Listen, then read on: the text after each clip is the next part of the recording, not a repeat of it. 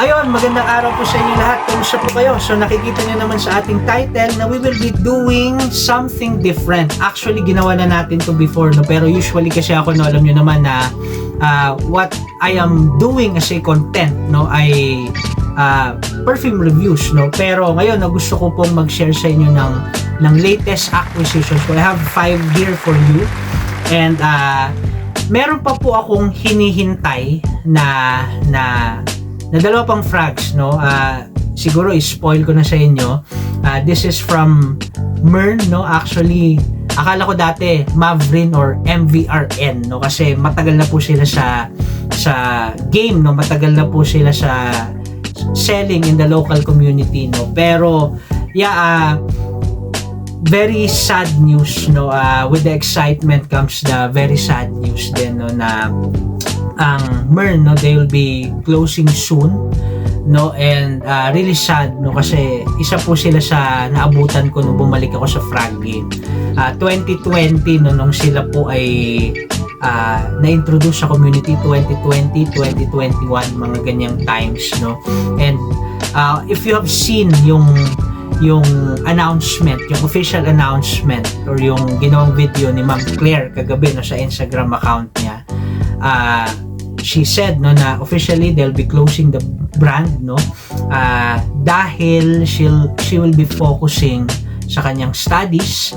Pero sabi naman niya, no, na yung brand lang yung magko-close, pero siya hindi siya mag-stop, no, hindi siya titigil. And sabi niya, hopefully after her studies, no, she can continue sa formal setting or training or education yung perfumery. So yeah, we hope for the best for Ma'am Claire, no. And yun nga, isasama ko sana sa content ngayon yung makukuha ko from her, no, from Mern, no. Pero before anything else din, of course, no, yun nga, hindi ko siya makukuha kagad, of course, with the situation that we have ngayon sa Philippines, no. Ang Philippines po kasi, no, by the time na I'm doing this video, tayo po ay tinamaan ng bagyo, no. Yung Karina, no, thank God umalis na po yung Karina kahapon, pero really devastating, destructive na bagyo, no, kasi kahit po yung region 2 lang yung eye niya, kung nasaan siya, no, malaki yung sakop niya, no. At ang nangyari po, nagkaroon ng flooding, no, lalo sa Metro Manila, no, at yung mga kalapit na lugar. At dito po sa Baguio, no, from where I am, no, nagkaroon ng mga landslides, ng mga power outages, no. And hanggang ngayon po, no, we're still experiencing yung habagat, no, kahit wala na po yung bagyo. So yeah, let's pray for the safety of everyone, ng ating mga kababayan, lalo po dito sa Luzon, no. And nakakalungkot, no, na meron daw ino-observe na low pressure area ulit sa Mindanao, Pambera. So yeah, let's pray for everyone, no, at sa safety ng bawat isa. So yun, no, going back kay Ma'am Claire, no, yun nga, really sad news, pero of course we will do our best to support Ma'am Claire pa rin, no. Isa yan sa mga OG sa local frag community, no. So yeah, hopefully magawan po natin ng review yon, no, yung manggagaling kay Ma'am Claire, no. Pag nandito na, magawa natin ng review by next week or next week, no. Again, yung aking makukuha is Omera, no, that's oud based, no, and Zuri, no, that's an animalic interpretation of vanilla, if I'm not mistaken. And speaking of Zuri, gusto ko lang pong i-share sa inyo yung scent of the day ko before we proceed with our content, no. My scent of the day is, ayan, no, scent of the day is Vanille Havan ng Les Endemodab, no. Kaya po ako nabudol sa Zuri kasi yung description para bang malapit siya dito, kasi this is ang inspiration nitong Vanille Havan, no, this is their attempt of doing a single note perfume, no. And this is exposing or revealing all the facets of a vanilla bean, no. So yeah, gagawin din natin to ng review. Really great frag, no. For me, isa to sa gems ng frag game, isa to sa pinakamabango na naamoy ko sa niche, no? And napakahirap na lang hanapin, no? If you can see, no, less than kalahati na lang yung meron ako, and I'm saving this up. Napakahirap mag-let go nito. May mga nanligaw na nito sa akin, no? Pero ang hirap kasing i-let go, and tingnan nyo naman yung juice level, yung juice color rather, no? Pambihira, napaka-lupet, no? Napakaganda, no? Napaka-attractive for me nung juice color. So yeah, anyway, gusto ko pong i-share sa inyo yung latest acquisitions ko, and hopefully po ay ma-review din natin tong mga to, no? Bigyan natin ng individual reviews, pero ang gagawin po natin for this time ay mga initial thoughts or impressions lang sa mga frags na to, no? Yung number 1, nagawan ko na to ng review, no? This is Masquerade from Habit, no? A collaboration from Sir Greg Parilla and the Filipino knows himself, Sir Renato Lopena Jr. And yung main notes niya, or yung notes lang na listed, are musk and animalic notes. So tingnan nyo na lang po yung review ko ng Masquerade. Sabi ko naman, effective to sa akin, no? Okay siya for me.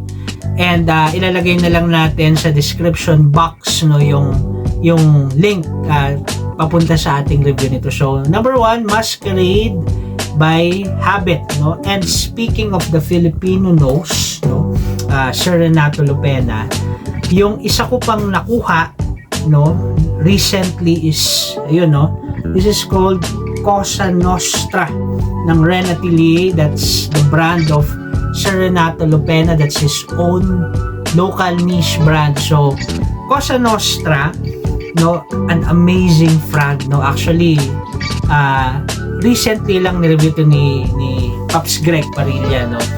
And I understand, no, kung bakit hindi to para sa lahat, no? Pero para sa akin, ito yung pinakagusto ko sa line ng Ren Atelier. And for the past 3 days, no, or 4 days, inaaraw-araw ko to. Kita nyo naman yung dent, kadarating lang sa akin last week, no? Pero yung dent, no, makikita nyo naman.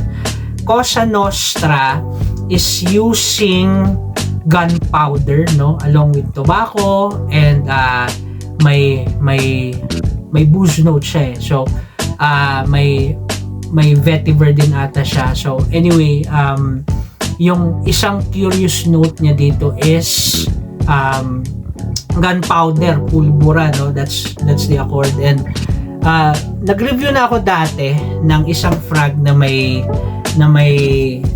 gunpowder accord, no? This is called Tonere by Beaufort London. Sinare ko po yung thoughts ko dito, no?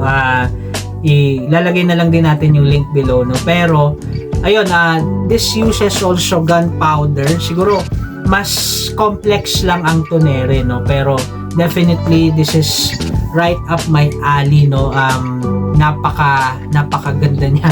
Napakaganda ng scent trail, napakaganda ng performance niya for me. Pero more than that, the scent profile, I really like yung gunpowder, no, na may kasamang booze note, may konting tobacco, and meron siyang dry na citrus, no? So Cosa Nostra by Ren Atelier, no? And the next one, no, this is from the house of Francesca Bianchi, no? This is called Sex and the Sea Neroli, no? This is a flanker, no, kasi may nauna na dito, no, yung Sex and the Sea, no? So Sex and the Sea Neroli, no, from the name, no, isa sa main notes ay neroli, no? Neroli, that's orange, na hindi siya maasim, no, at hindi rin siya sobrang tamis, pero may honey,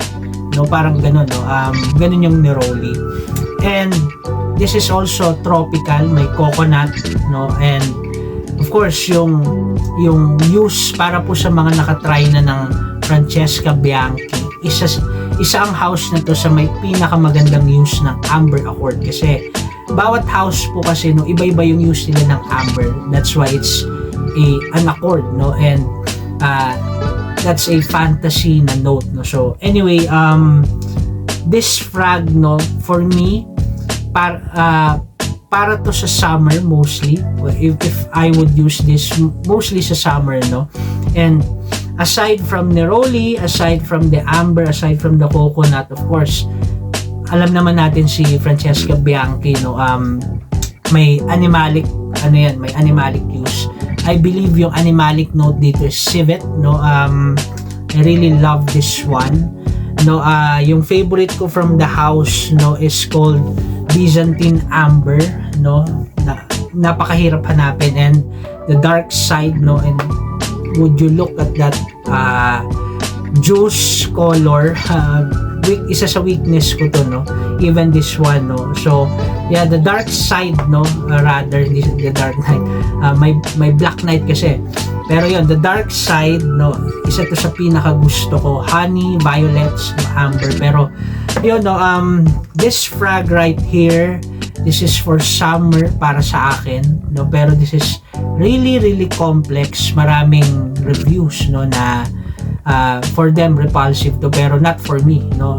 Again, no, to each his own, no. So yeah, Sex and the Sea, Neroli by Francesca Bianchi, no. Gagawan din natin to ng sariling review. And the next one is called Ambre Loop or Ambre Lou ng Rania J, no. Para po sa mga matatagal na sa frag community. Well, dito po sa Pinas kasi ang sumikat, no, na frag from Rania J, no, aside from Ambre Loop was no, Oud Assam, no. Pero napakahirap hanapin, and I'm fortunate enough, no, na makasecure ako ng Ambre Loop, no, from one of the collectors in the PH na I really trust, no. Tawag ko doon idol, no? Pero yeah, Ambre Loop, no, ang ibig sabihin po ng Ambre Loop, yung loop po kasi wolf, no. So para sa akin, para siyang wolf na lurking lang, no, pero hindi umatake, parang gano'n, no. Nag-lurk lang siya sa darkness, no. The wolf is stalking you, no, pero hindi siya umatake, no. At pag howl niya, hindi na niya kailangan ipakita yung kanyang power by attacking, kasi doon pa lang sa presence niya, no. Pag nakita mo na siya, pag narinig mo na siya, matatakot ka na. So parang gano'n, no.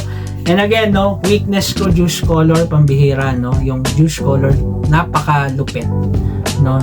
Yung amber na color na yan.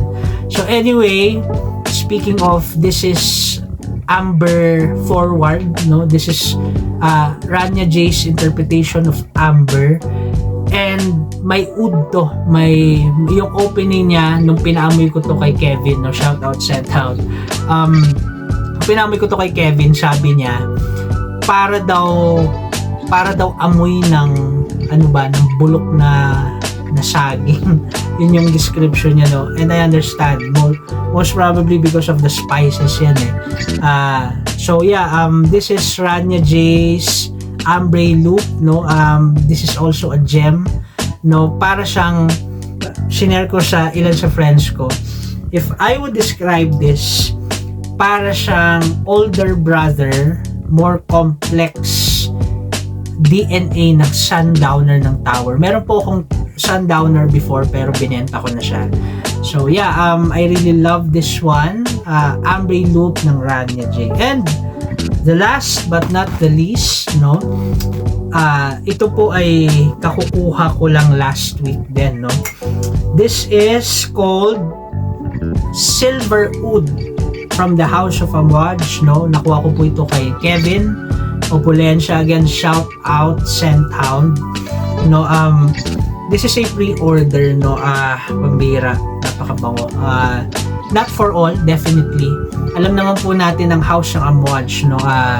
Hindi siya for those beginning pa lang or exploring pa lang sa game. Napakahirap mag-blind buy ng Amouage, no. Kung magba-blind buy kayo from Amouage, siguro yung masasuggest ko lang, no, few frags lang, siguro isa doon, Reflection Man, no, or pwede nyo explore yung Enclave or Beach Hut man, pero lahat no ng frags ng Amwaj, no, napakahirap, napaka-complex, no, hindi siya para sa lahat. Pero for me, no, I really love the House of Amwaj, na share ko naman na yan sa inyo dati. And Silverwood, isa to sa pinaka-performing sa aking recent or sa aking current collection, no. This belongs to the Opus, the library collection, no, kasi meron po silang battle design dati, no.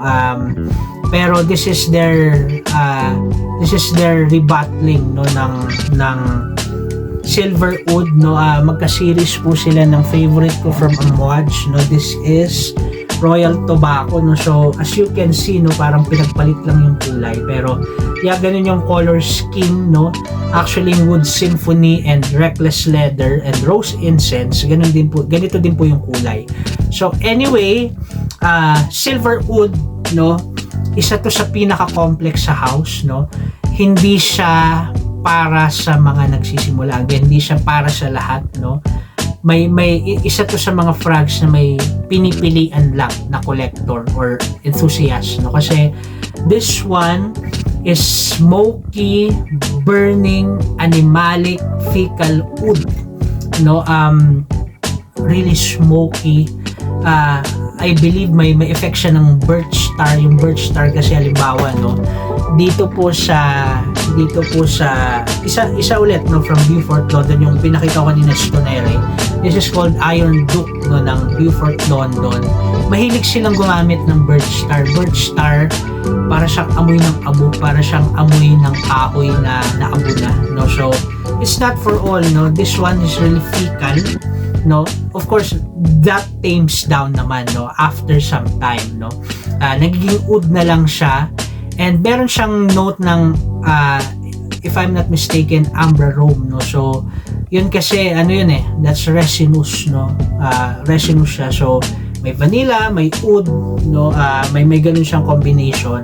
So it becomes wearable for some, no, after some time, pero most of the time, no, hindi to para sa lahat. Hindi to iba-blind buy, no.